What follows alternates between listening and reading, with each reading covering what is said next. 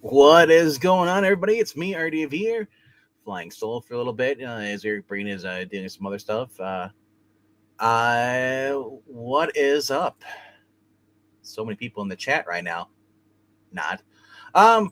So yeah, I got a few books this week I'm going to talk about, and plus other ones I probably won't be getting. I only have like 7 books on my pull list this week, and I figured why not just you know get over with and talk about them.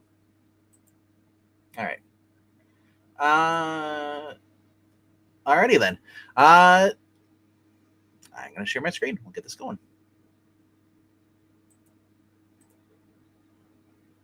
And keep going. Alrighty then. And away we go. Alrighty, get this bigger. You guys can see. Alrighty. To the if you are tuning in, hello. And away we go. All right. Hey, what's going on, Henry?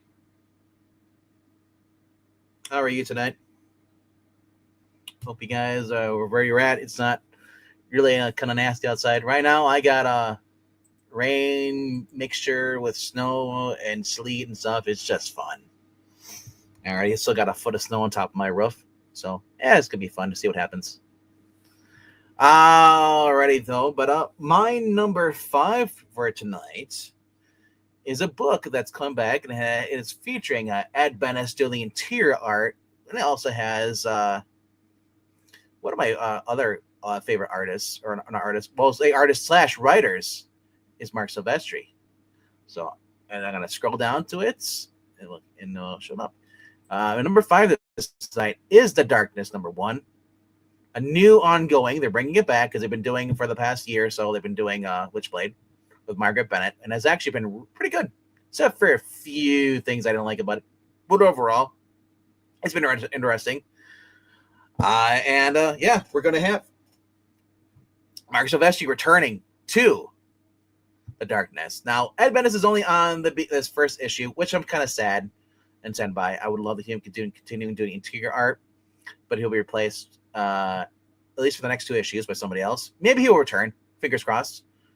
But in case you're wondering what this is, in a world consumed by shadows, one man becomes the darkness. Jackie Estacado is back. Thrust into supernatural war between the dark and the light in the no-holds-barred adventure, where the edge of our reality grinds against the supernatural forces, grappling for control over each other and the waking world. Mafia hitman Jackie Estacado was both blessed and cursed on his 21st birthday when he became the bearer of the darkness, an elemental force that allows those who wield it access to any other worldly dimension and control over the demons who dwell there. Forces in the world rise up to face Jackie and the evil his gift represents. There is one small problem in the story. Evil is good. From co-creators Mark Silvestri, Darkness, Cyberforce, Batman, and the Joker, The Deadly Duel, with the universe-shattering first issue art by Ed Benes, known for Birds of Prey from back in the day. He also had Superman, Justice League of America. Yes, Justice League of America. Followed in this issue, number 2, with the ongoing series artist Raymond Gay, also known who's the current artist on for Gunslinger, Spawn, Bloodletter, and TMNT, and he's also been working on Medieval Spawn. So you are still getting a good artist. I do love Ed Benes. It's been a while since I've seen some Ed Benes art. But yeah, I loved his cheesecake art. He was no holds barred, definitely. 48 pages for $5.99 or $4.99, so $5. This is cover A, 1 of 19. This is done by Mark Silvestri. And then we have Josh Burns, Virgin Foil. Like I said, it's gonna get a little bit of cheesecake in here. There's another variant. This is the exclusives at 2117, I guess 616. If you want a code discount, go through Thinking Critical. He's always hawking that code when he does his reviews. Here's the Ed Benes variant, cover B. So, still good. I like it. Still knows how to draw women.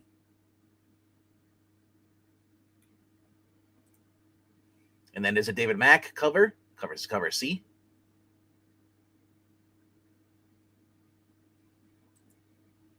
Of course, to get the blank cover. Now, like I say, when it comes to blank variants, normally they're different. This, I love this. This looks like it's just basically the paper they gave to the artist. Okay, I want you to draw on here for this panel.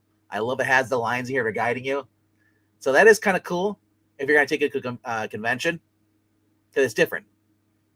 All the other ones are usually seeing the same kind of folder or headline and stuff for the font stuff, but I love that. Of course, there's a 1 in 10, the Virgin variant, Ed Bendis' art. The 125 is the Virgin variant we saw before.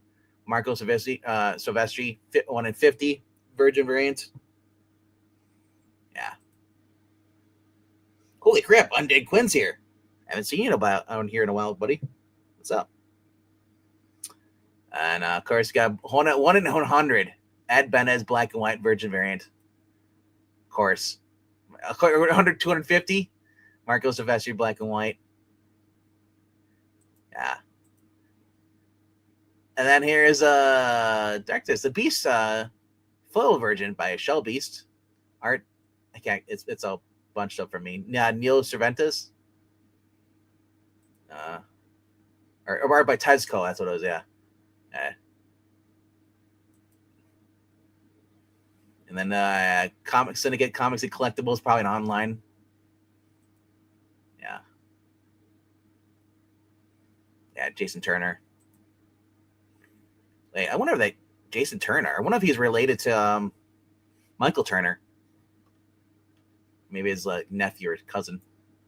Anyway, though, yeah, looking forward to that.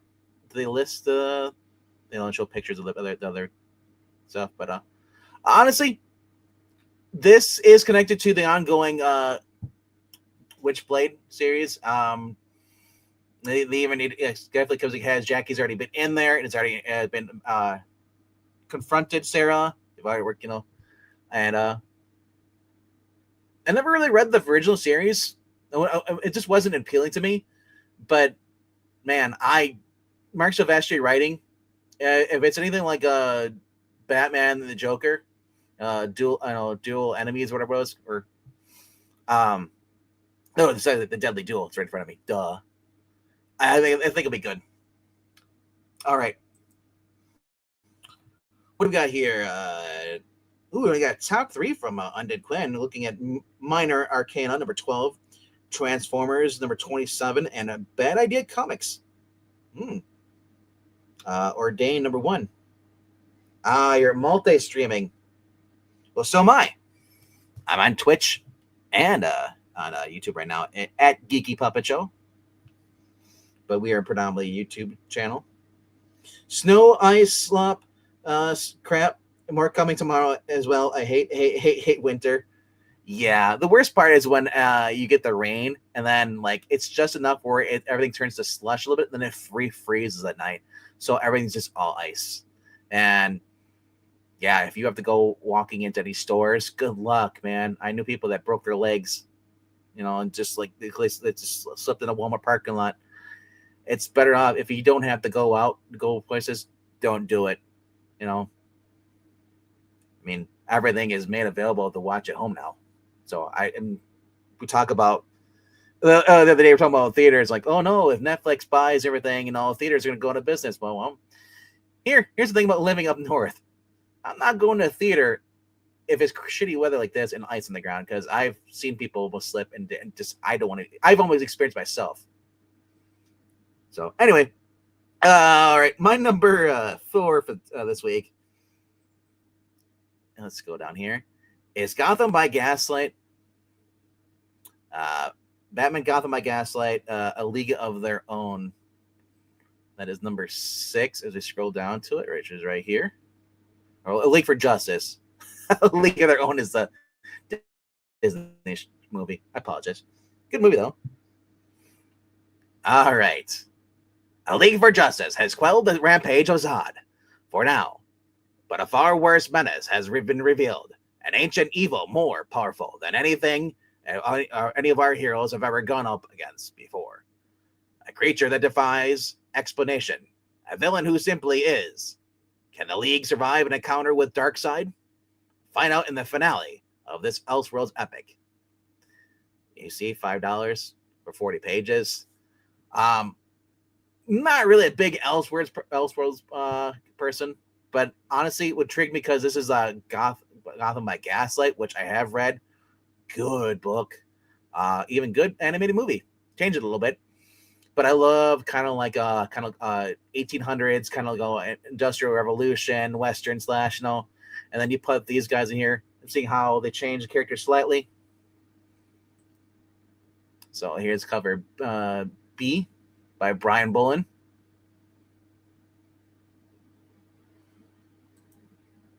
And then we have Christian Ward doing his cover C right here. Batman and Green Lantern. That's kind of cool. Now these are $1 more because they're variants, which kind of sucks. I was like, oh, really? But yeah, there's only 3 covers. So I do like the original cover here by Leonardo Fernandez. And if you haven't been reading this, yes. Andy Diggle has become everything I read by him, I've just been more intrigued. This is our second comic book series I've written that he's written that I have actually picked up and enjoyed. First one being the spinoff from the Expanse after the series was canceled. He did a little mini-series, 6-issue mini-series, or 12, sorry, 6 or 12, and I really enjoyed it. So then I started reading his other one. It's a second volume for Batman by Gaslight. He did one before this, which basically led to the culmination of basically the building of the League. Now this is the League working together in this volume, and it's the final chapter for this. I would love to see this continue going on, a couple more stories after Darkseid, but knowing DC, they're just going to scrap probably, and we'll just get more other stuff like Harley Quinn's Farts Part 2. But hey, good thing is I can go look at back issues. If I want to look at some Andy Diggle stuff, I'm pretty sure he did some Green Arrow work. I'm not sure if it was New 52, but I'll check him out and his work. Ernie V, were you ever an Image guy, comic guy? I know I asked you before, but what year did you start reading? I started reading comic books in 2003. I just turned 18. Yeah, I just never really knew there was even comic book stores back then because I didn't have anybody who showed me comic book stuff. The only thing I've ever saw was maybe the grocery store, and I thought that was it. I was like, it didn't dawn on me that the cartoons were based off of comic books. I thought the cartoons were just written by people who just created cartoons, But so then, yeah, that's how ignorant I was when it came to the comic books. So I happened to come across a store, and I used to bicycle there on my bike. It was about a 30-minute bike ride. And then I'd go there during the summer, and I had a backpack. Back then, I did not use bags or boards. So my comic books were really mangled up, maybe in the back of my backpack. And they're in a plastic bag, but still. But who cared back then? Because Marvel at the time when I was reading comic books, their ink was running off the book anyway, so they weren't going to be rare or valuable books. This was right around like getting up to Brand New Day and One More Day and all that stuff. But that's what I was reading. I was never really an Image person. I was a Marvel only guy. My sister gifted me a CD-ROM of basically Spider-Man 40 Years. It's a 12-disc set. And I read all Amazing Spider-Man within probably about 2 weeks. From 1 to like 500 something, 560. And then I was all caught up. So then I started buying the actual Spider-Man comic books. I was collecting the Thor books. I was into that. New Avengers by Bendis. Then what else I was reading? I was getting Ghostbusters through IDW. Or first 80 miles per hour, then IDW bought that studio and picked it up the rights. So yeah, I never really was an Image person. And this, I looked at I'd see I have a Hashbread books. I'd see stuff like Angela or Angelique and stuff by Rob Liefeld. I'm like, who the hell is gonna buy this stuff? even for a quarter. It's like it's just I did not like Rob Liefeld's art, and a lot of the indie books I'd come across that were on the comic book stores, I just they put a sour taste in my mouth. And then I see like stuff like Savage Dragon, which looked dumb to me. So I didn't get into DC comic books finally because I left the hobby after it. It was like probably till the 2015, I think, when Bendis did his last Secret Wars thing. I was done, all new, all different. I was just done. Hulk was no longer Hulk. It was Amadeus Cho.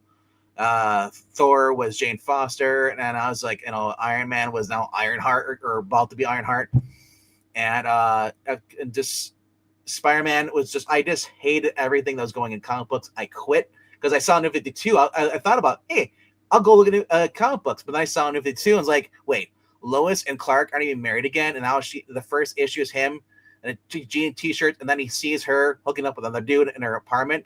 I was like, why am I buying things anymore? I was done.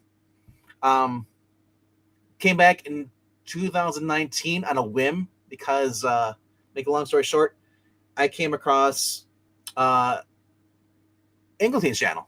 I love comics by freak accident, just fluke.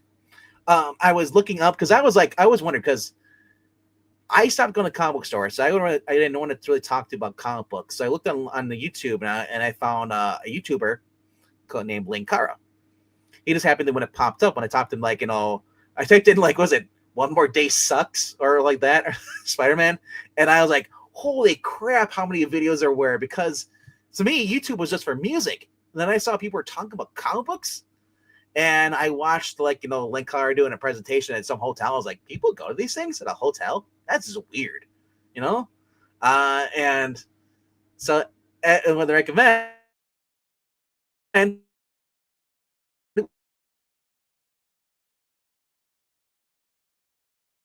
was I love comics,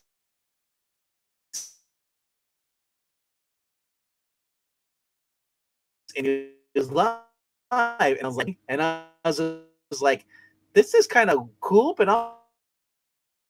also kind of chaotic. And I just kind of sat in the chair on there. We've got issues with, it was me, Eric, Brian, and Ingleteam. We're doing every Monday nights. We talk about the comic books coming out and stuff, or review stuff. But then E stopped buying new books. So then I talked with Zach, and we decided to do hey, when you want to move this over here? Because I know Pixel and I wanted to do the readings. So I figured, why not just do our own thing, talking about comic books? And that's kind of, long story short, that's how we got to here. So, so if anybody came in during my explanation, rewind to 10 minutes ago. But yeah, I never really, I just wasn't an Image person. Image adjacent, I guess, maybe, but not really. But I do appreciate other artists. I'd see stuff like Michael Turner on Top Cow and stuff, and I was like, wow, there actually are some so good artists out there. It's just that a lot of the books were just very not that great. I think the closest I got to maybe would be Danger Girl.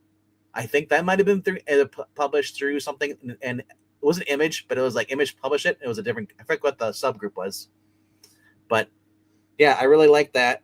Yeah.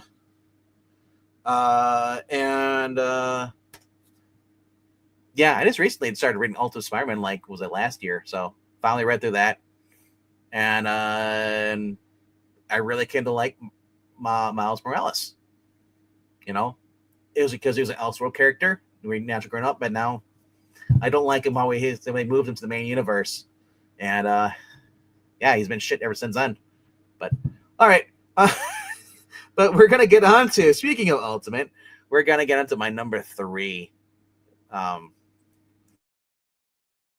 this week. Number 3 is a book that I was just floored that they actually brought this back. Being a fan of the Spider marriage, Mary Jane and Peter Parker being together. Peter Parker just not being a pushover, actually be having a supporting wife, and just being able to hold his own. We got something that was denied to us a long time ago. Unless you read, I think it was Tom DeFalco's Spider-Girl, or no, it wasn't Peter. It wasn't what's his name? Oh, I can't remember his name is. The guy who just died. Shit. Now my mind's blank. The guy who wrote Supergirl, Peter David. So Tom DeFalco was doing Spider Girl, which is basically a continuation from where the baby didn't die that Mary Jane had and survived. So I was like, oh, it's really cool. I love that universe. So getting this with Jonathan Hickman, I was like, this sounds like a cool story. I hated Hox Pock. That was like a year or two before this. I hated that. I thought that sucked. This was more up my alley because I'm a Spider-Man guy. I will always be a Spider-Man guy. And yeah, so I'm just kind of really excited that this came back, but I'm also kind of pissed off because Hickman's being screwed out of this, and he's pretty much off the book at by issue 24. And yeah, you got Denise Camp, who's basically the worst writer there is, other than well, I'd say Kelly Thompson's better than him, and that's a stretch. But anyway, it says you think we're going to tell you what happens in this penultimate issue of Ultimate Spider-Man. That would be spoilers galore. Just know it's building to a finale you won't want to miss. Yeah, straight to the point. And I kind of like the honest. I like it as vague, the description here, because the cover sells the book. The ultimate showdown between the Kingpin and Spider-Man. We know that spoilers here. We know that we're led to believe that Gwen is dead, and now Peter is pretty much going to take the fight to the Kingpin. It's been leading up to this. They haven't really focused much on the Maker in this series. This has mainly just been a Spider-Man, Peter becoming Spider-Man, raising his children, and also taking down the Kingpin and his subordinates. So Peter Parker has a RDV style beard. So it's here's so to channel base this Spider-Man with the goatee, the beard, off of Andrew Garfield. Andrew Garfield's Spider-Man, after he was done with doing the filming, for a while, Andrew Garfield had a beard. So he kind of like just kept the beard thing going. And honestly, because this is Peter Parker, a grown-up. When he had a respectable job working for the Daily Bugle, he was still kind of doing some photo stuff here, freelancer stuff. But he, had 2 kids, a loving wife. His Uncle Ben's still alive. And so I kind of I'm really digging the beard though. Like I said, it just makes he's a more mature Spider-Man, and that's what he is. He's older, and having to get his powers when he's at this age, probably when he's close to 40 or late 30s, versus getting when you're 15 years old and having to just learn everything all at once. So, yeah, I love the fact that if he didn't have the beard, be like, oh, it's just another Elseworld Spider-Man. But I love the fact that they gave him the beard, and so far this is the only universe other than the MC2, I think it is, or MR2, the one I talked about, the Spider Girl, where what's her name, Mayday grows up and becomes takes over Dad. Peter had the beard in there too, so it's a callback to that as well. But cover B by Mark Bagley. This is actually not cover B. This is 125. Sorry, but I'm like, Mark Bagley. This is kind of weak sauce. It looks like more like Ultimate Spider Boy. Not a fan how he draws Peter looking kind of small. The legs are kind of weird. This is Federico, was it Vincente? Yeah. I had to scroll down. My camera blocks the top part of my screen, so it cuts off. That's kind of cool. Kingpin's on the ground. He's choking him, and you see his reflection in the rain. Oh, that is this, or is that a window? No, it's a window. I think, yeah, because it's got some cracks. Oh, that's kind of cool. But yeah, just having fun with this series. Honestly, normally this book is higher up on my number 1 list, but the past couple of issues has been kind of like, okay, we know it's ending, and it didn't really give me any information. It gave me a backstory about the Negative Man, who I don't give a shit about because we already know about him. He's a character who's been established for it. He was in the video games, Marvel Spider-Man. So I didn't need another backstory for him and how he came to be and blah blah blah, But and then introduced his sister, who we didn't also didn't know about either. I was like, but anyway, Um, that is my number 3 for this week. Going on to my number 2. Number 2 is also at the top 4 here, which is kind of crazy. Transformers number 27. Robert Kirkman is coming back and is kicking ass on this. Dan Mora is the interior artist, and David Nakayama is the cover artist of this. And it's just been fun.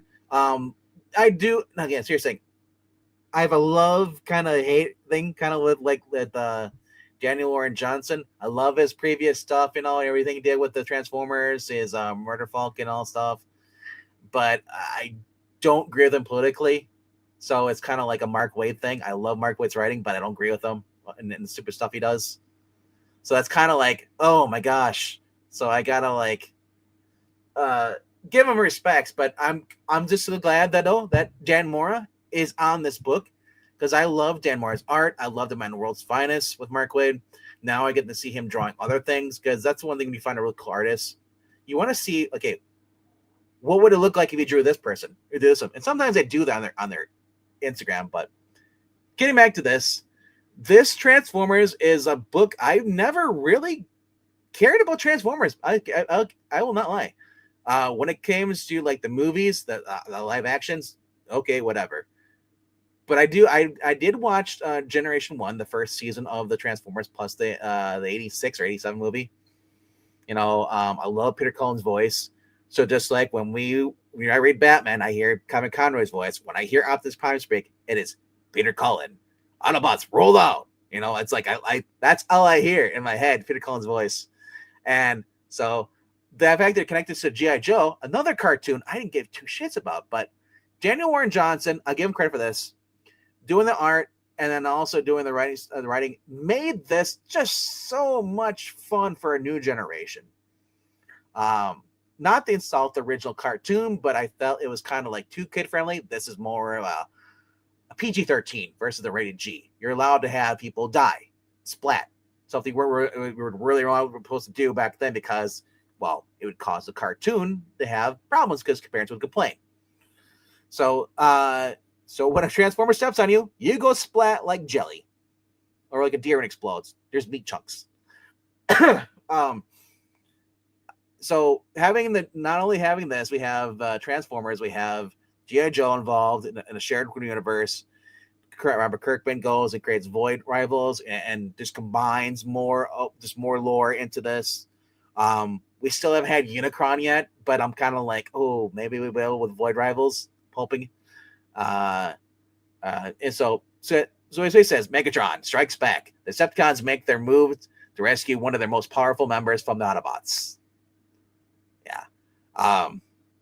The Soundwave has been held ever since the attack on Chicago, where basically the Decepticons destroyed it.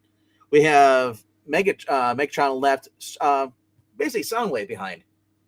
Also, we have a new Autobot, Thundercracker, ended up joining them after the Transformers. Pretty much the Autobots is basically saved one of their own, and they had enough energon because they're working with the humans and the government, and they were going to restore one of the former Decepticons who had been cannibalized and attached to their ship, the Ark. He had no body, but he was kept alive because his brain was attached to the thing. So they basically give him a new body. So and the guys, the Decepticon's best friend is like saw the way that he's been deceived by Decepticons, by Megatron, that Optimus is evil, doesn't care about them. So when they restored his friend back to life, the dude started destroying things. He's like, no, dude, come on! Like they just did anything for you. Don't do this. And he's like, you're weak, and he gets betrayed. So he stays behind, and now Thundercracker is now pretty much working with the Autobots. Like I said, if you're a fan of Transformers, this is cool. And this is also a no holds barred. There is more depth in here, but there's also still kind of like it still keeps that hope, that bright, positive energy going. The Autobots are just, when you read this, you're gonna relive the cartoon series, except for the horrible Optimus Prime that being killed off in the movie, or just having a zombie Prime coming back from the dead. Yeah, but overall, very fun. This also has 9 covers. Here's the full cover. I love the battle damage on this. That is just awesome. And hello to Cheeseburger and Comics. So you're going to have a segment. Daniel Warren Johnson says, a callback to the shit Neil M says. No. That's the thing though. They don't really tweet that much, and if he does tweet, it's like it's not worth it. You know, if you want that, you can always go on there on Twitter. But all right. Okay, now we got the 616 comics. This is Bajoran Baren's foil version variant of Optimus Prime. Black and white kind of color with a little bit of color of blue in there. Electricity. Really high detail. You can tell it's done with a computer. So I would never pay for this. There's no way it's just painted without AI assist or something like that. Here's the colored version. I mean, it's very realistic. Now, again, maybe it's someone did use a brushstroke. I've seen Alicia Perillo do it, but a lot of times there's a lot of these are computer assisted. Big time collectibles. This is a variant here. First, this is Thundercracker. Yep. Jenny Warren Johnson also coming to cover B. So he still practices. I still have his art. You know, that's the one thing I could say is positive on him is that I do like his art on Transformers. Jorge Corona, who also was the interior artist who took over for Jenny Warren Johnson when he decided to stop doing interior work, he continued the artwork in the Jenny Warren Johnson style. This is cool. This is a connecting cover from the previous issues. Connecting with Mark Spicer doing the I believe coloring. 125.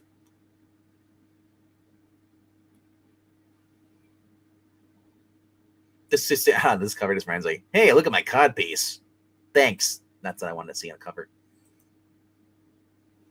Dan Mora 1 in 50. Man, is there a bad cover? Does Dan Mora have a bad cover? I would be interested to see if anybody has a. I mean, if you don't like his art, everything his covers suck. But I'm just curious, like, what is his worst art? Because everything I see about him is banger. I love it. Banger after banger after banger.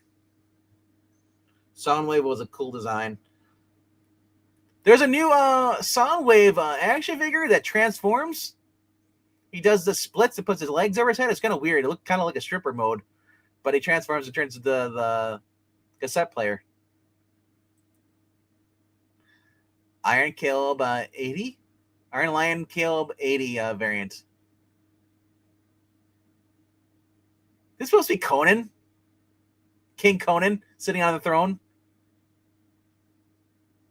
Let's Soundwave and it has laser beak. And then there's a transformer in the background on a cross. And just crazy. We're back to cover 1. All right. But that was my number 2. It was Transformers number 27.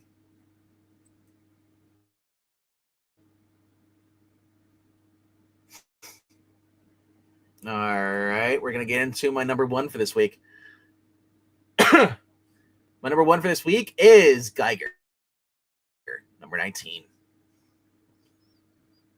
If you're not checking out any of these books here, you've been missing out. Geiger has just been a fun story by Jeff Johns. Futuristic. It becomes the unnamed as far as what they call the universe.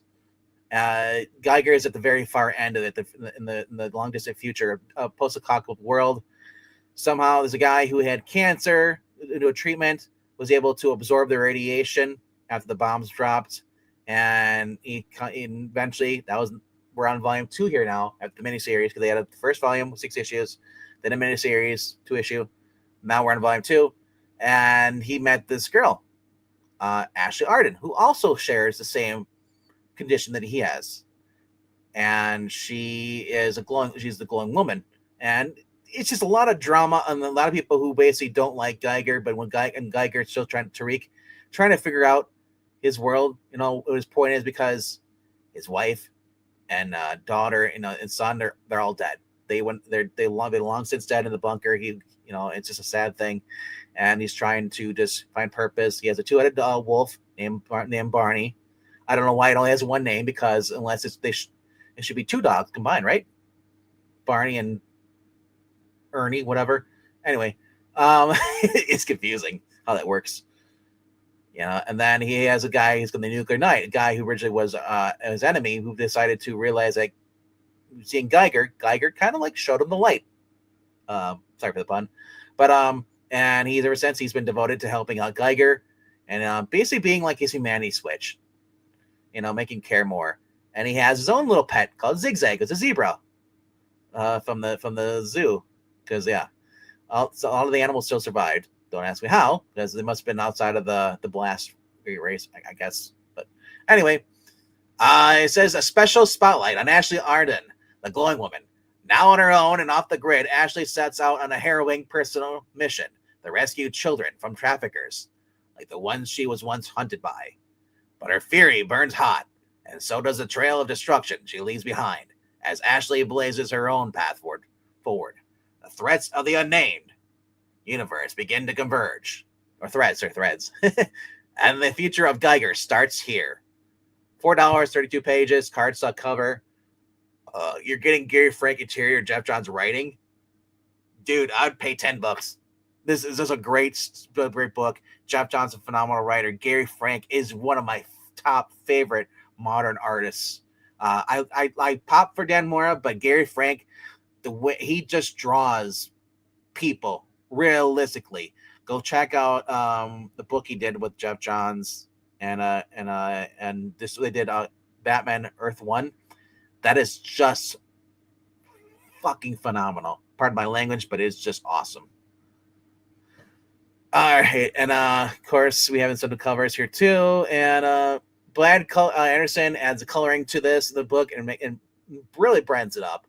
I mean, I talk about when I read Moon Knight with Jed McKay over there, how the artists, when they draw like the luminescent on his cape, because remember he's supposed to be like the Moon Knight, so they has the moonlight on it, and it highlights everything. When the way they do it here, and the Brad just makes the colors just pop really cool. Same kind of effect. Here's cover B, but Jim Lee variant. I guess he was working on this while he was working on page whatever of Hush. But very nightmarish though. It's like Dr. Phosphorus, but the female version, and that's kind of what I do too when I read Geiger. It's like it's not Derek Powers, unless he changed sex. He had a sex change. But no, that's what Geiger was ran mind too. As like I said, I think of that too, like Derek Powers, Blighter. I think it was Blight. That was in Batman Beyond, or I think it's Dr. Phosphorus. So and then Batman. There you see Zigzag down there in the bottom right corner with the third eye, creepy. We also have the Atomic Knight on the left there too. Barney on the very bottom left. And then here's Junkyard Joe. And then and then I forgot who the chick up on the right is, but I don't see. There's only one person I don't see in here, and I don't. Unless that's supposed. No, that's not him there. Simon Pure is not on the cover, unless that's him in the helmet there on there. I don't think it is though. And she's sitting on top of a giant mutated ant. Blech. Yeah. Here's the one thing though. Gary Frank drawing. Was it Gary Frank? Or was it? Oh no, it's John Romita Jr. who drew this for Superman Earth 1. I think it was. That was horrible.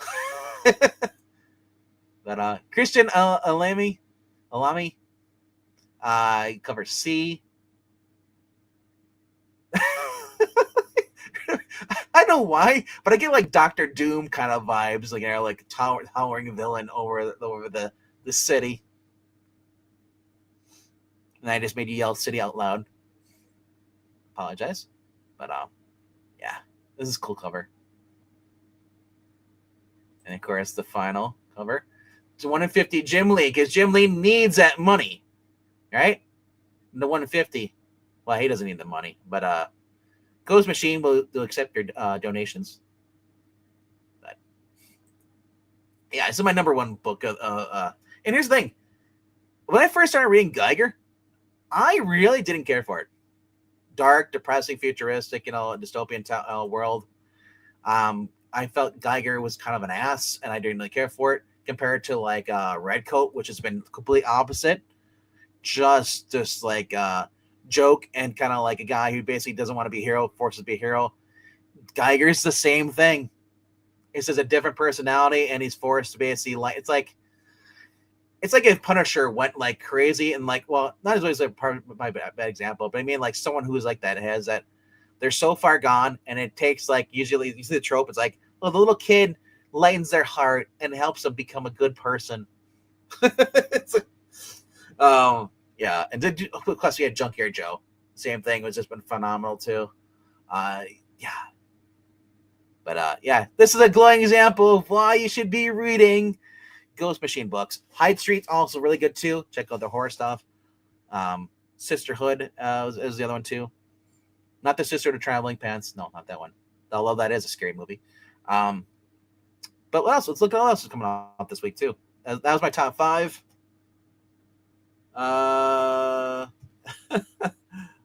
Let's see here. RDV, the Ghost Machine roster is stacked. Frank, Hitch, Fabek, Rice, etc. Yeah, dude. There's a reason why I think DC, and Eric said this multiple times, they screwed the pooch letting these guys go. But here's the thing, though, with Jeff Johns leaving DC, luckily we have a good chunk of JSA by Jeff Johns, Stargirl stuff too. So if you've never read that stuff, you have a lot of reading to do. So and you don't have to worry about anything in time soon. We're gonna have to read current DC unless you really want to. But yeah, I like the fact that these guys have their own stuff, and now we're seeing them branch out and just saying "F you" to Marvel and DC. They don't need the big two. Instead, they go where their fans want. They say no, that they're good, and their fans will support them, and they're not all ego. Like they think they actually like care about comic books. So, let's see here. I actually got used to the Derek Powers meme, gif, and a text with my brother today. He asked about what good Brandon Anderson book I talked with my uncle about this week. I answered with a gif of the Derek Powers saying, "Do you have any idea how little that narrows down?" Nice. Other books come out this week is Absolute Batman number 15. It looks like we got a giant, nasty-looking Joker monster creature thing. I stopped reading it. When the annual came out, I just put a sour taste in my mouth, and I didn't care for what Scott Snyder said. It's politics, so I just kind of like dropped the book. I wasn't reading. I was reading it online. I'll admit that. First, but then I bought some. So I started picking up the book physically. But after the annual, I dropped off the book again. I didn't even finish the last one, and it came after the book. Apparently, it was a fight to the death with Bane. I know that Weston Thinking Critical really, really enjoys the book. And he talks highly of it. Ultimate Wolverine. Zach was reading that. I wish Zach would come back and just talk more about the books, he's reading. But I think he's just been so busy with work, and I don't know what's going on at the wedding, when that's supposed to be, when they're doing that. So if that's soon, or if that's they're pushing back to July. But I miss him. I wish he'd come back, talk comic books. All right, Amazing Spider number 17. I'm not reading it, and it looks like he's already got a new costume again. I'm just done. Notice of foreclosure. When Gail Simone was on the book too, and I kind of feel like even Bendis was on the book. It kind of feels like DC should have been using this back in the day. That their had noted foreclosure for DC. And speaking of DC, with Netflix buying Warner Brothers, yeah, we'll see what happens as far as physical media or just physical. I don't know if they'll be in charge of the print as far as the comic book side, but I know they'll be in charge of basically what James Gunn's been working on, and who knows? Maybe we'll see the return of the DCU as far as the Snyder movies, which I don't mind. They don't need to be all connected stuff, but I would love to see Deathstroke. With the character they had. I think it was Joe Magnolia or whatever this guy from True Blood, one that was recently married to Sofia Vergara. And then I just love to have him, and then maybe have Batfleck come back in that movie, but be a Netflix exclusive. Anyway, looks we have Batman and Robin here still going here by Philip Kennedy Johnson, or is it Williamson? I know Williamson was doing it, but I think so. I haven't been reading this, but I haven't heard anything bad about it though. Nothing, unlike the Fraction one where it insults you and just be like it's anti-cops. But that's pretty cool. Aquaman versus Hawkman, and we also have DC KO Wonder Woman versus Lobo. The difference with these books is that one of these is written by a writer I don't care for, and the other one is written by Jeremy Adams. So, well, first we'll look at the bad. Actually, no. Wait, it's Joel Jones? You'll not pull me into this book. I do not want to read about Lobo. Not this version. Joel Jones is writing round 3 of 8. And this is a DCKO. Witness the ultimate match between two heavy hitters fight for the crown. Who's doing? Okay, Jason Artis. Jorge Corona does the cover. Yeah, that's why Wonder Woman looks ugly. Ugh. I think they're drawing robots, bro. Joelle Jones. I have to see her in a book in a while. We haven't seen her doing anything for DC. It's kind of cool. I wish she'd come back to Catwoman. She started off that series was awesome. What we got here? Dan Panosian cover. Panosian. Then we have Joelle Jones variant. See, this is Joelle Jones art. And if you've seen her interior on I was like Lady Killers, and then she also did Catwoman. She's the reason I would want her to come back and just work at DC. I don't want to support her on this because I don't care for this event. Now, I'm just saying that you shouldn't, if you really do like this event's going on, I do recommend this is probably the book to get it because along with the Jeremy Adams tie-ins. But support the good artists, the good writers. That's what I say. It's just kind of hard to when everyone wants $5 or more. Eddie Barrows variant. This is kind of cool. What else we got here? And then back to that. So, and then we also have Jeremy Adams, this tie-in issue of Aquaman number 12. A book I'm very torn about getting because I do want to read Aquaman, but I don't want to read a stupid KO thing. The only KO thing I've actually read was KO issue 2, which I thought I read that and I was like, oh my gosh, this is horrible. And then the other one I've been reading is Night Fight. Night Fight's actually been really cool. It may be because I'm biased because I like Batman, and it's written by Josh Williamson, and just drawn. I forgot who was that? Jan Moore art or somebody was really great artist on the art. But so I don't know. I love Jeremy Adams. This has got John Timms, who is the current artist on the book. I'm so tempted to get this because they're gonna have this, but I know Jeremy Adams is like, okay, this is what's going on with Mara in the background. He's gonna talk more about that, and also it's got Hawkman on the cover. Hawkman, I love Hawkman, But I'm thinking like, if you've been reading this book, Hawkman does not stand a chance against basically Aquaman, who's now a god. He has the powers of the blue, just like Swamp Thing has the power of the green. And this dude is like just jacked. Like Aquaman could just in this book, the way he's so overpowered, he could take out Superman if he wanted to, easily. But I'll probably pick it up because it's Jeremy Adams. But man, I just wish they wouldn't stop interrupting his books for events. Or if you're gonna do an event, put Jeremy Adams in control of the event. Let him do it because the guy actually knows what he's doing. He's a fan of the books. And he doesn't deal with all that weird nonsense.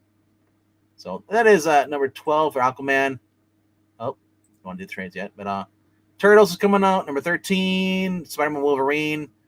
Sons of Anarchy, I think. Arachnex is the Carrie Andrews, I think. Supergirl number 18. I'll also implore you guys pick that up too as well. That's been fun. It looks like we got Linda Danvers robot. The one of the, when she used to have standing for her, now is confronting her. We got Punisher, Marvel Knights by Robert Jimmy Palmiotti. I'm not too much of a fan of that whole universe. Let's become it. New Avengers. This looks kind of weird. What's happened to Tony?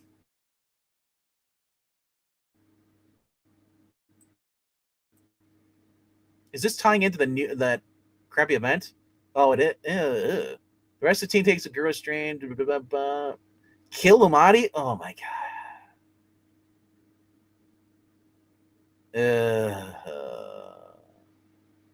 Guru Strange, Iron Apex. I mean, Black Widow, Submariner on a team. If Laura Kinney wasn't Wolverine, which is normal herself, I'd like that too. I like Bucky. I don't really hate Clea, but Eddie Brock should never be Carnage. He always should have stayed Venom. Yeah, and Iron Apex. This sounds like an Iron Maniac thing or some kind of life model decoy. We also got here Sinister Six story here, Age of Revelation. Yeah. G.I. Joe American Heroes out this week too as well. We also got Steve Orlando doing the end of the 2099 universe, which is weird that it's still going with Steve Orlando writing it. You want? Oh, sorry, I didn't see that. You want to look at Amazing Spider-Man? Let me get back up there and we'll get to it. Honestly, I avoid looking at Amazing Spider-Man because it's just been crap. It's nothing like what it was before. Joe Kelly's running it. We got Pepe Ross, who is a good artist, who I would say looks like Gary from Neurotic. Spidey spaced out. Peter Parker's lost his space with no way home. Does he want to return to his shocking defeat at the hands of the Hellgates? I have no idea what the Hellgate is. Sounds like a Buffy the Vampire thing. The Cosmos ain't the friendliest of neighborhoods. The Spidey and his galactic gang of outlaws, if they don't learn to work together fast, they'll leave the planet and they're currently stranded unalive. But cover A. So he's got some kind of cosmic armor. This is weird. I hate it because it's modernized. And oh my gosh. Who is this? Lee Brahermo. This is not okay. This is uncomfortable for me because I don't like the modern stuff in this way. Everybody's posed in there. But the other thing, it's like if you guys saw the new was it that was Todd Knock. It was the other one. I think it was. There's one of the variant covers for I think it was Ultimate Spider-Man, the final one, issue 24 or exclusive. It was like it was showing what is his name? But yeah, it just showed a very the artist who took over it was not told anything about what the characters are. So when he drew the thing, he had like Gwen had like looking very flirty with Peter and Mary Jane and this and he had Black Cat, the new Black Cat. It was only like and then you realize, wait, that Black Cat's like 15 years old. And why is this Spider-Man in the red costume have the symbiote on him? Does he not realize that Gwen is married to Harry Osborn and Black Cat is 15 years old and she's like dating his younger son who's like 14 or 15, who wears the black symbiote costume when Peter wears the red? It was just so gross. But yeah, I do like the jeans. I will admit, we don't really ever get to see the jeans. Spider-Man with his shorts and his shoes and stuff. So Terry Dodson, that's what I couldn't remember what it was. Terry Dodson is was not told about Marvel about anything about Ultimate Spider-Man, and they just had him draw a cover like he normally would draw for this. But thinking that Black Cat was like the same age as Peter Parker, and it was just very disgusting. So, then there's this thing, I guess. Yeah. And we have the Clayton Crane nullified variant. Yeah, that's right, because Marvel's bringing back Null again. You're like, who the hell's Null? Well, that was the Black Knight saga they had a couple years ago. And that was written by, oh, fuck. What? I'm having a bad night tonight. He was the one that was writing Immortal Hulk. Not a Hulk or something like that. It was like, this is why I wish Breen was here, because Breen has a sharper memory than I do. He wrote the Silver Surfer Black. He was the one that got in a car accident, and he kind of just dropped the Hulk. Ryan Ottley had to take over the Hulk for him. So if you're not reading current comics, you don't know what I'm talking about. It's not Christopher Cantwell. It was something else. It'll come to me eventually. But he's the creator of Null, and I'm just tired of like them bringing back characters. Oh, look at this. I thought Peter was supposed to study with us. Huh. You know, Parker, unreliable. Ooh, and he's got the web shooter over the glove. Ooh, that is ugly too. I just noticed that too. That is ugly.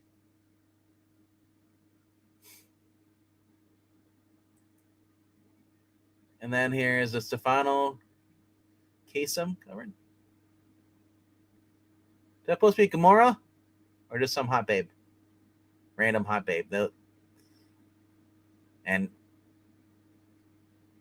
oh my gosh, that looks like that X-Men disease they had for a while in the X-Men cyber thing, whatever thing. Yeah. Donnie Cates, thank you. Oh my gosh. I'm dying here. I can't remember things anymore. I'm only 40. I gotta have a better memory. But yeah, that's my Spider-Man. Quickly go through here. Where are we at? Gunslinger Spawn. Experience of Vengeance. There's Minor Arcana. Is that a Jeff Lemire book? Is that why I don't know if Undead's still here anymore? All right. Kind of looks at the girl from Dispatch. Oh, I know what you're talking about. Invisibitch or Invisible Girl. The other one is Blonde Blazer. That's the only two girls. They're kind of. Then there's the Demon Girl. She's the red one, the red skinned one. But all right, we got Blood and Thunder also coming back too. Number issue 8. Witchblade's also number 17. Saturday Morning Adventures, number 31, Teenage Mutant Ninja Turtles. Ordained, Bad Idea Comic Books. I think that's the one that Undead Quinn was talking about.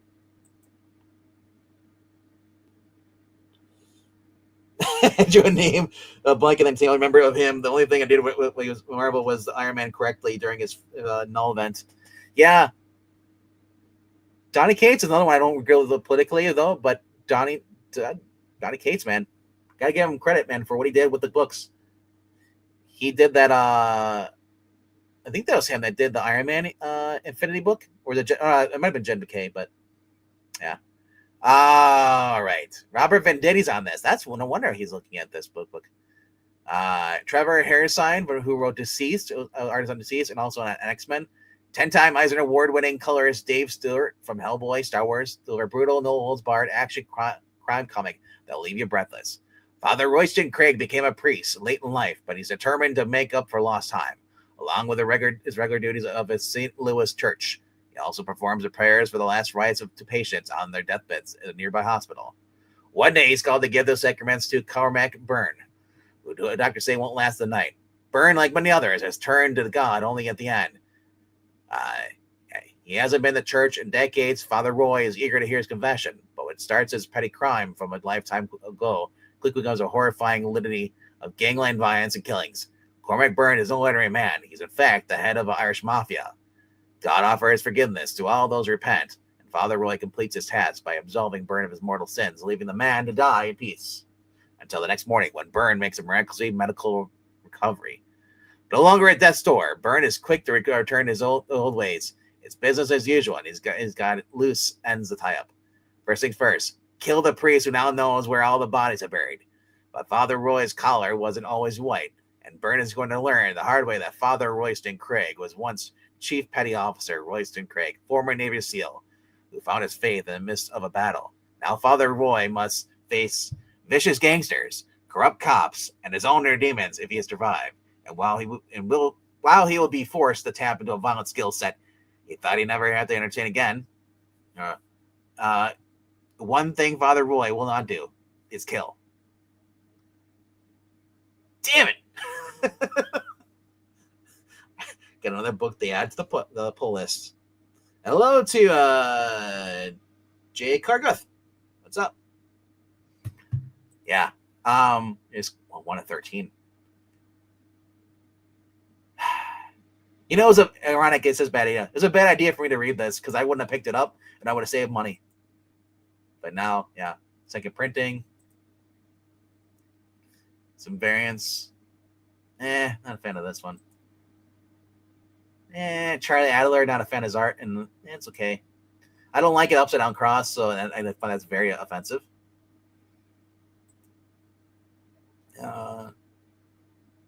This is kind of cool. Cross, yeah. Some other variants.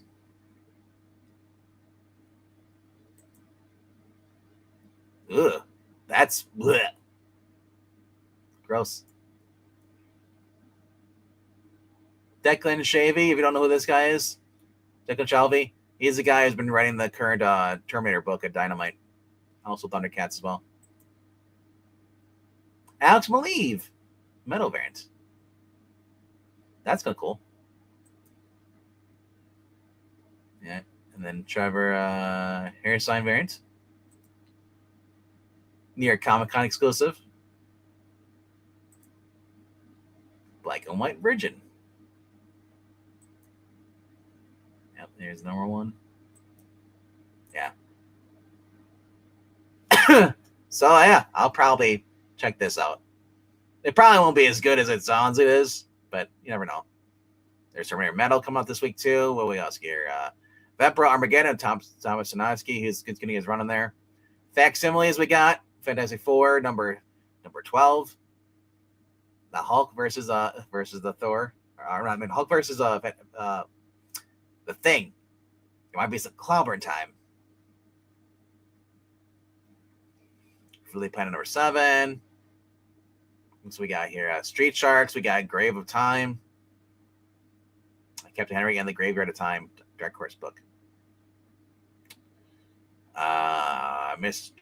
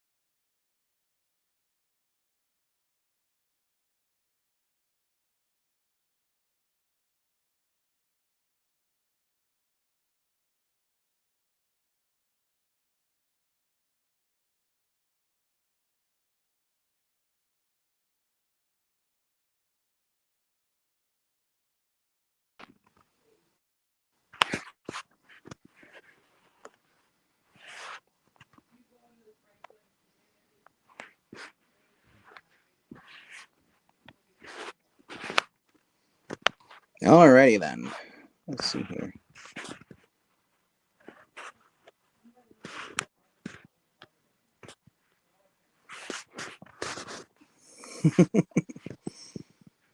Can you guys hear me?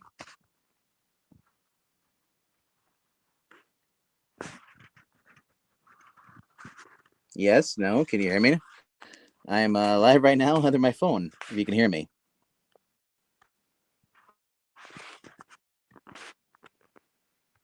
All right. I don't know why. I'm on my phone trying to figure out how to get my stuff what you want to call it? Uh myself on the thing without having to go on camera. Because I don't even see my my thing as far as my picture. It's weird. My icon's not on there. I don't know how to, but it's like, yeah. All right. All right. Because I'm literally in the dark. If I turn my camera on, I don't think you can even see me. I'll try. Yeah. Oh my gosh. I can't and here's the thing, I can't even figure out how to get this display thing to go show me. This is so weird. I'm on my iPhone. I've never like controlled StreamYard. Like and I don't know how to change the background stuff to put myself in front of everything else. Like the because here's layout. Oh cool. There we go. I found it. So is this it here? Layout and there we go.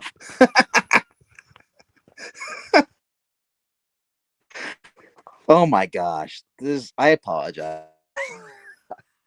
Right now I have no electricity. I have no nothing.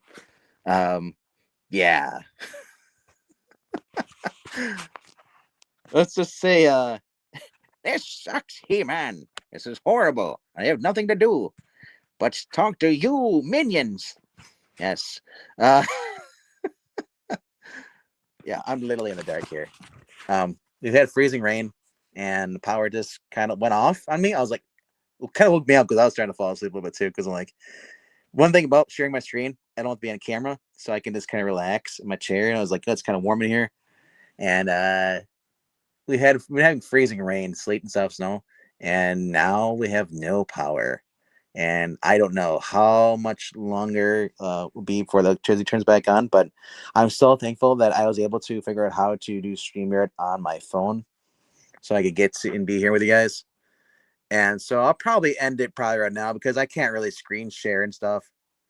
Yeah, dude, freezing rain is horrible. And but for a cover ranking, here's the good thing about this. Now I have a legitimate excuse not to show for the cover ranking tonight. I gotta conserve energy on my phone. Plus, dude, it was like 30 something here before for the power went off. I don't even know what the power is now, or the temperature outside. Because actually, you know what? I might be able to because it's battery operated. Is it show? Oh yeah, it is 32 degrees outside. Ah, but I'm literally sitting in my room in the dark. It is pitch black except for my phone. And wow, it's just really weird. Well, one or two things are gonna happen. Either the power will come back on because it tried flickering on a couple times when it originally went off, or it's gonna stay off for a while, and and just I'll just be slowly freezing to death, you know, or it'll come back on, and I'm hoping it comes on back like before, like it's 9:22 here for me Central Time. I don't know when it's gonna come back on, but man, I hope it comes on back on soon. Just to check. Not because I want to do live streaming, but I want to not freeze to death. And plus, here's something too. I can't really go to the bathroom when it's like this. So Oh my gosh. It's like, yeah, I'll turn my camera on. I don't think you can even see me. Probably not. Like, here's my camera. There I am. It's like, hey, can you see me? Nothing. There's my hand. I have to be like this, and then you can barely see me. I'm literally in the dark. So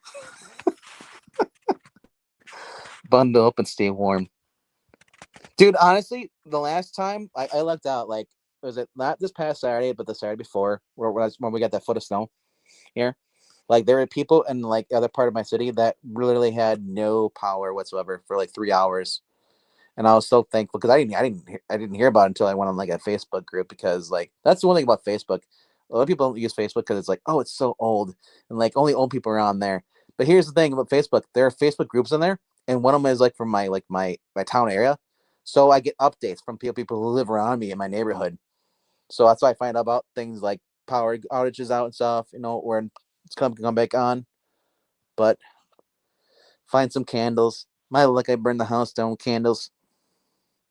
I'm just glad it kind of happened on a Tuesday night, because literally Wednesday night is the worst night for the power to go out for me, because I do offline recordings with people, especially for the manga stuff, and just like with the Lesters and Marania.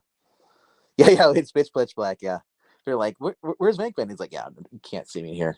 So that's why I'm like, I was so glad I figured out how to do the layouts on my iPhone. It was an iPhone 12, trying to figure out how to do this, and then it's just a pain. But yeah, it is like silent in my house now. No more the hum of the fan from the computer. It's just like I just hear my own voice, and it's like, oh no, I don't. Before the headphones on, I can, like, it muffles my voice. I'm the kind of person who does not like talking and then listen to myself, because I don't. I'm like, I just, oh my gosh, I get the ick, and I hate the word ick, but it is the best descriptive I can say is when you go to listen back to your voice when you're talking on live streams, and you're like, oh my gosh, I sound like I'm 12 years old, like I'm Pixel. So sometimes I'll purposely talk like this. I'll do my Batman voice, so I sound more manly.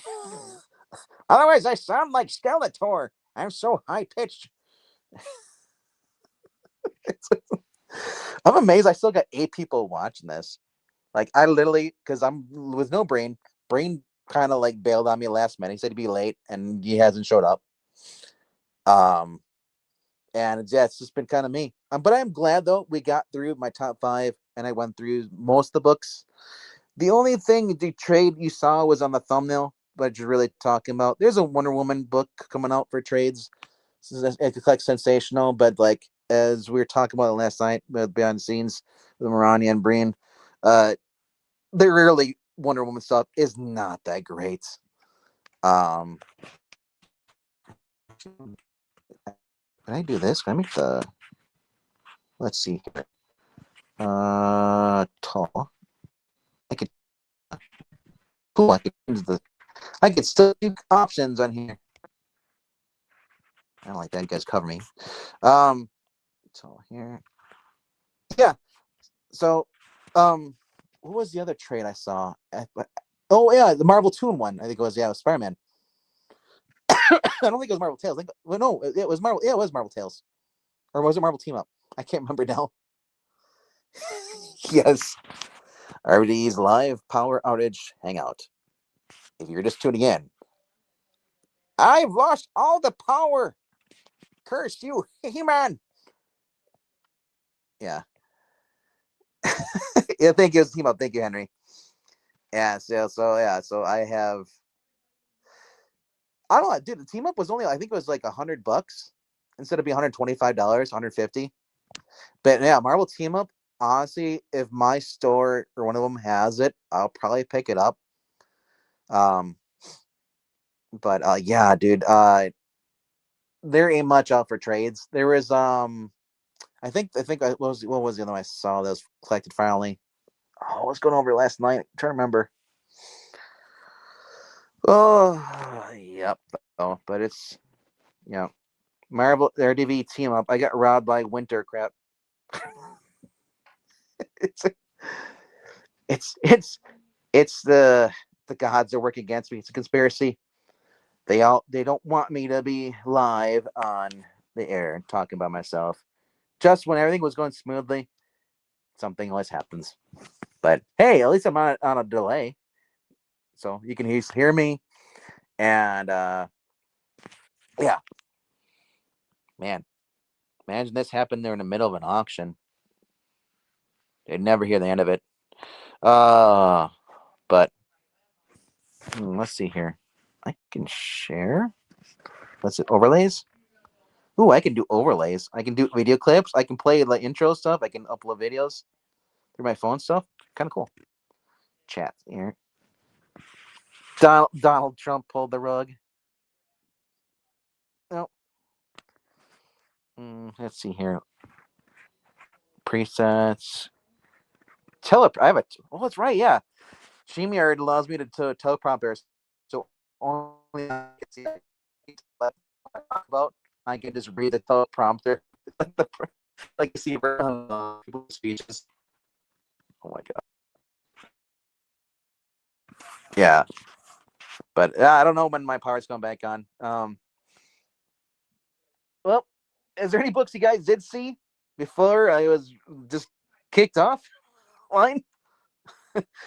Yeah, but I'm probably gonna end it here though to conserve my phone battery.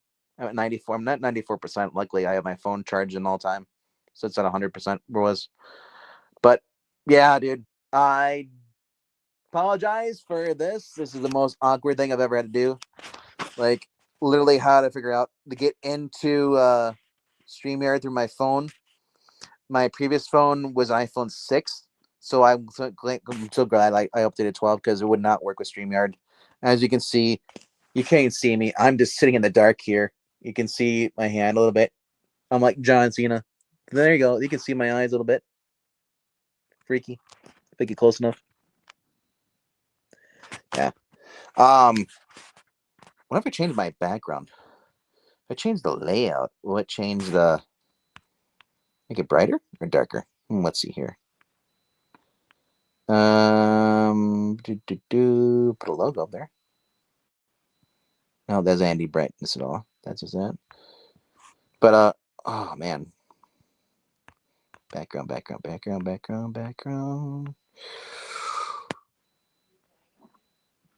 Well, I guess it's gonna be it though. Bread though. Uh yeah, I'm probably just gonna end it here. You and Rod had outages at the end of the stream. Dude, wait, did Silver Age, did his internet crap out on Saturday and just die? Or is it recently? Burn comics Steam Worm? Yeah, dude. Here's the thing. I don't collect bad comic books. I only collect good ones. So and I don't even then, like if I had bad ones, I don't want to like burn the bad ones because the ink would probably kill me. Just the smell of that stuff, toxic. But yeah. And here's the thing: I have a fireplace. I got or a wood stove downstairs. I can't run it because I don't have the blower and the electricity for it, so I can't even do that. So all right. so, so I hope to ask you, you know, if you haven't done so, please subscribe. Help me. I need money. Keep I'm gonna so don't freeze to death here. Try to stay warm. Hopefully your power comes back on, dude.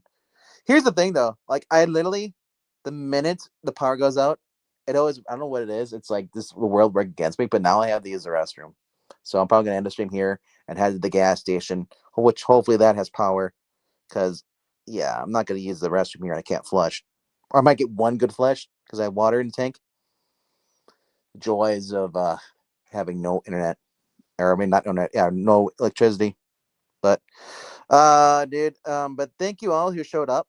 Henry Maranya, I think I saw Cheeseburger and Comics. What else we got here? Austin was here too. Uh, JK J Carth, he's saying it's like Reacher Preacher. Oh, he's talking about that book Ordained. Yeah, Ordained, dude. Ronnie brings up a good point. Yeah, I just saw that. It does look like Soul Finder a lot. That one and it sounds like it too a little bit. So we'll see how that goes. And what else can you hear? To well, be careful. I don't delete comments. Darth Kato. I think that's everyone. If I didn't say hello to you and you're here, say hello now because I'm leaving, dude. Yeah. Yep. Yeah. I'm gonna head over the ranking now. We're gonna end the streamer here. So go over I Love Comics. Check that out. And I'm just gonna chill in the dark. All right. Later.